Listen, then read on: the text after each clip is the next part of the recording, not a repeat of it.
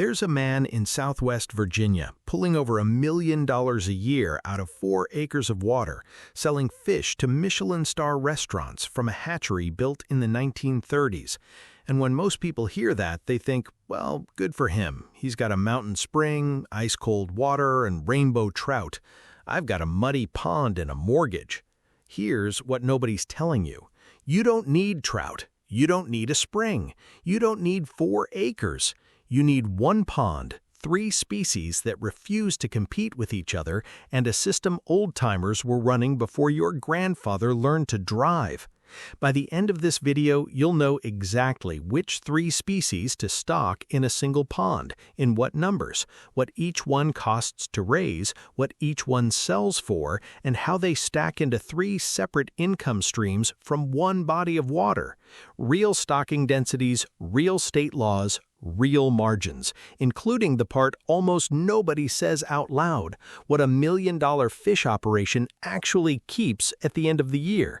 That number surprises everybody. Walk past the seafood counter at your grocery store this week and actually read the labels.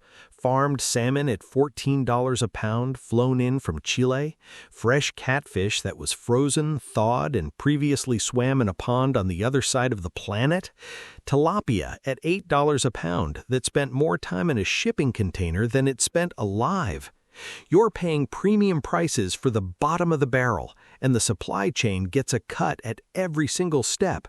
Meanwhile, there's a pond sitting on your property or on a property you could afford doing absolutely nothing, growing algae, raising mosquitoes, maybe hosting one suspicious snapping turtle with squatters' rights. And when you look into fish farming, the experts tell you it takes a $250,000 recirculating system, a degree in aquaculture, and permits stacked to the ceiling. So the pond keeps sitting there, and the grocery store keeps winning. Here's the thing. None of that is your fault. The playbook you were handed was written by industrial aquaculture, and industrial aquaculture profits when you believe fish farming is too complicated for regular people. They need you to think it requires warehouses, computers, and investors, because that belief keeps you standing in their checkout line. You were taught a pond is decoration, something to mow around, maybe stock with a few bass for the grandkids. Nobody ever sat you down and said that same water can run 3 crops at once, the way a good pasture runs cattle, chickens, and hay on the same ground. You weren't lazy, you weren't dumb, you were just handed the wrong manual by people who sell the right one back to you at $14 a pound. Because here's what history says. Chinese farmers were stacking multiple fish species in single ponds over 1,000 years ago, different carp feeding at different depths, each one cleaning up after the other. Nothing wasted, no feed bill to speak of. And America knew this too. In the 1930s and 40s, the Soil Conservation Service helped farmers build over 2 million farm ponds across this country, and the Department of Interior ran research hatcheries, including that Virginia trout facility, specifically to teach rural families how to raise fish. Then the supermarket showed up after the war, freezers got cheap, and 3 generations of pond knowledge quietly evaporated. The ponds are still there. The knowledge is what we're recovering today. If you're serious about turning water into income, subscribe and hit the bell, because what's coming next is the exact 3-species stack with numbers you can take to the bank. Item 1, the pond itself. Item 1, the pond, because an empty hole earns nothing.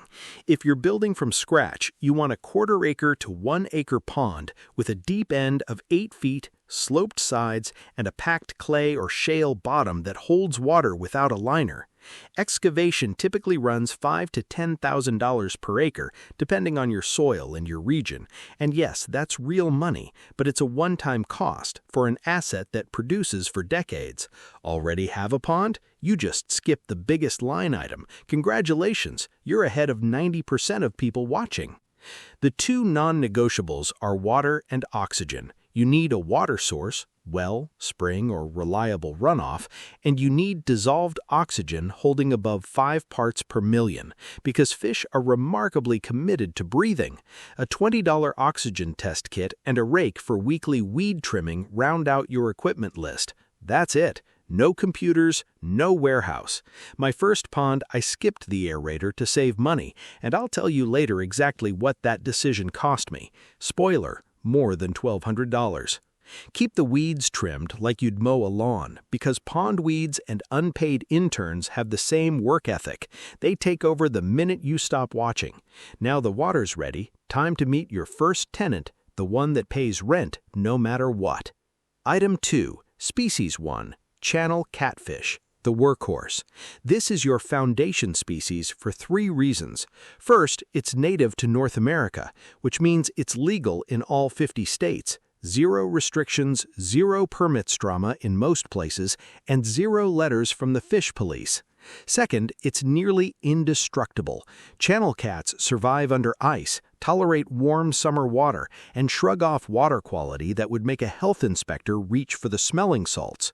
Third, the economics are boring in the best possible way.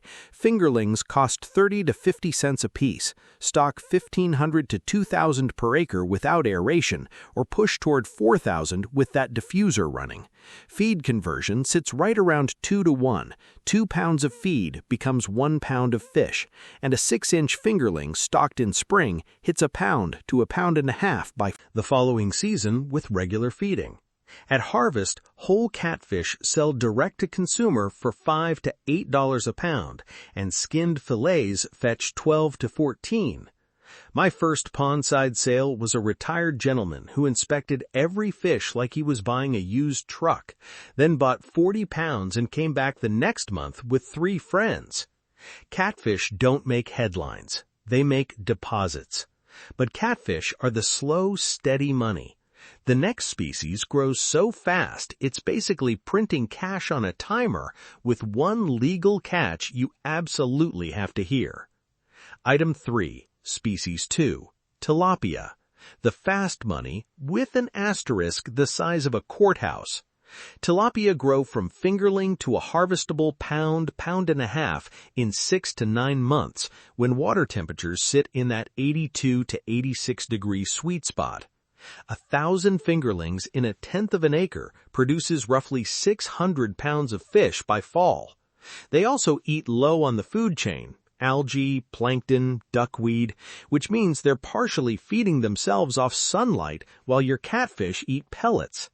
Live tilapia sell for $5 to $8 a pound, and ethnic grocery markets will take every live fish you can deliver, often standing in the parking lot. Now, the asterisk. Tilapia die when water drops below 50 degrees. That's actually a feature, not a bug. It forces an annual harvest, and they can never escape and colonize your local watershed. But it's also exactly why many states regulate them hard. California allows only certain species in a handful of southern counties. Some states prohibit pond stocking entirely, and fines can run up to $10,000. So before you buy a single fingerling, call your state fish and wildlife office. It's a 20-minute phone call that protects a 20-year business. If tilapia are off the table where you live, hybrid bluegill slide into the same slot. Legal everywhere, aggressive growers, and they sell. So that's the middle of the water column earning. But the real profit margin in this pond is crawling along the bottom, and almost nobody in this country is farming it. Item 4, Species 4, Freshwater prawns, the Michelin margin. Giant freshwater prawns look like small lobsters, taste somewhere between shrimp and crab, and command $10 to $14 a pound sold pondside, whole, the day you harvest. Kentucky State University has spent decades proving these work in ordinary farm ponds well outside the tropics. Here's the play. Stock 12 to 16,000 juveniles per acre in early June, once water holds above 68 degrees. Juveniles run roughly $80 to $100 per thousand. They spend about 120 days doing exactly one job, patrolling the pond bottom, cleaning up waste feed and organic muck your other fish ignore. Come September, before water drops below 55, you drain or seine and pull 600 to 1,000 pounds per acre. And here's the part that still makes me grin. You don't go find prawn customers. Prawn customers find you. Announce a harvest day on Facebook, and people will drive 2 hours and stand in line at 7 in the morning like you're releasing concert tickets. My first prawn harvest, I sold out before lunch and spent the afternoon apologizing to latecomers, which is the single best marketing problem a farm can have. One seasonal crop, 4 months, premium price, bottom of the pond. But here's the real secret. None of these 3 species is the magic. The magic is what happens when they share the same water. Item 5. The stacking effect. Why 3 species in one pond beat 3 species in 3 ponds. Look at where each animal works. Catfish feed in the middle of the water column on pellets. Tilapia graze the surface and filter algae and plankton, the very bloom that would otherwise crash your oxygen on a hot August night. Prawns walk the bottom eating waste feed and organic sludge, the very muck that would otherwise rot and poison the water. 3 species, 3 floors of the same building. 0 competition. One animal's problem is the next animal's breakfast. This is why researchers consistently find integrated ponds producing 30 to 50% more total protein per acre than single-species ponds. You're harvesting sunlight, feed, and waste instead of feed alone. And your feed bill per pound of fish drops with it. Remember the integrated duck-fish research? 58% more fish when duck waste fertilizes the plankton chain? Same principle applied inside the water itself. And the loop keeps going past the shoreline. That pond water, loaded with nitrogen, phosphorus, and potassium, irrigates your garden beds. Free liquid fertilizer with every watering. No bag from the store. 1 aerator, 1 water bill, 1 weekly maintenance routine. 3 products. The pond stops being a pond and starts being a payroll, which raises the only question that actually matters. How does one pond become $1 million? Let's do the honest $1 million math. Item 6. The money. Real numbers, no fantasy. 1 acre of stacked pond sold direct at pond-side prices. 3,500 pounds of catfish at $7 is $24,500. 1,500 pounds of tilapia at $6, another $9,000. 800 pounds of prawns at $12, $9,600. Call it $43,000 gross from 1 acre of water on maybe $15,000 of feed and fingerlings. That's a side income that embarrasses most part-time jobs. The million comes from climbing the value ladder. Whole live fish is rung 1. Processed fillets double your price per pound. Smoked fish, brined overnight, smoked 90 minutes, moisture intact, retails around $25 a pound. And restaurants? That Virginia trout farmer's entire pitch was showing up in person with a cooler and letting the fish do the talking.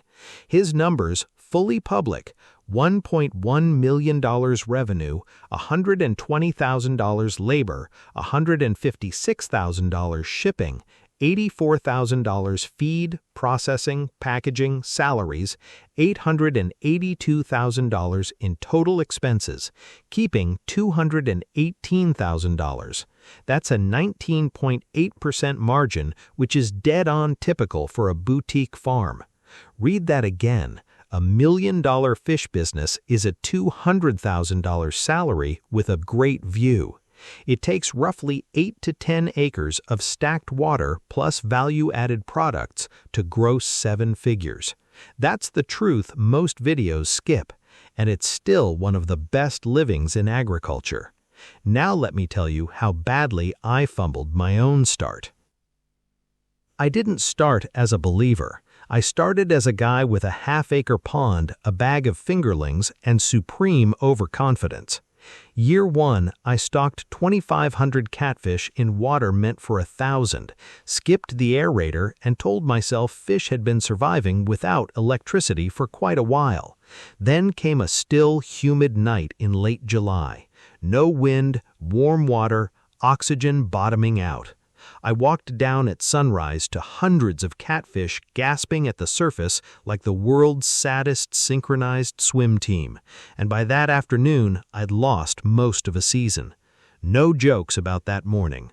I stood on the bank doing math I didn't want to do. About $2,100 in fingerlings and feed gone, plus a year of time.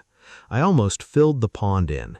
Instead, I spent that winter reading university extension bulletins, old farm pond manuals, anything I could find. Year 2, proper stocking density, a $1,200 diffuser humming around the clock, tilapia added up top, and I harvested over 900 pounds. Year 3, I stocked prawns, held my first harvest morning, and watched strangers hand me $12 a pound with both hands while thanking me for the privilege. Somewhere between the die-off and that September morning, the whole thing stopped being an experiment. Standing at a folding table with an empty cooler and a full cash box by noon, that's when I became a convert. Let me save you from the mistakes that wreck most people's plans. Mistake 1. Overstocking. Too many fish in too little water doesn't fail gradually. It fails overnight in an oxygen crash, usually on the hottest, stillest week of summer. The fix: respect the densities I gave you and run aeration. Even a simple air pump is cheap insurance against a catastrophe. Mistake 2. Stocking tilapia without checking your state. One anonymous complaint and you're facing fines and a forced pond kill. The fix is a phone call to Fish and Wildlife before you order, and channel catfish plus hybrid bluegill as your fully legal fallback. Mistake 3. Growing the fish before finding the buyers. 900 pounds of catfish with no customers is not a business. It's a very expensive hobby with fins. Fix: pre-sell. Take deposits. Build a harvest day email list. Visit 2 restaurants with a cooler before you ever drain a pond. Mistake 4. Underpricing. That Virginia farmer sold at $11.50 a pound, while his true cost was $15. He was slowly bleeding out and calling it business. When he raised prices to $18, he lost a few customers and saved the entire farm. Your customers are voting for you with every purchase. You do them a disservice by charging so little that you disappear in 2 years. Price to survive. The right people will stay. Now picture your place 18 months from now. It's a Monday morning in September. Mist is lifting off the pond, the aerators making that soft champagne fizz, and there's a line of pickup trucks idling down your driveway by 7 a.m. You're netting prawns into coolers while your kid runs the cash box and gets a small economics education with every $20 bill. The chest freezer on the porch is stacked with vacuum-sealed catfish fillets, your family's protein, paid for by sunlight and pond water. Next week, 2 restaurant coolers go out the door at chef prices, and when you walk past the seafood counter at the grocery store, you don't slow down. You don't check the price of thawed imported fillets, because you are the seafood counter now. Your water isn't decoration anymore, it's payroll, pantry, and fertilizer, all from one pond you already had. So here's what I want to know. Which species goes in your pond first? Catfish, tilapia, or prawns? And what state are you in? Drop it in the comments right now, because the legal picture changes state by state, and your answer might save another homesteader a $10,000 mistake. I read every single one. If this video changed how you look at that water on your property, subscribe and hit the bell. I break down real self-sufficiency systems every single week. Next video, I'm showing you the $600 backyard setup that turns your kitchen scraps into 7 pounds of free 40% protein fish feed every week and drops that feed bill we talked about to nearly nothing. You're going to want that one. Your one pond is enough. It always was. You just needed the right 3 tenants.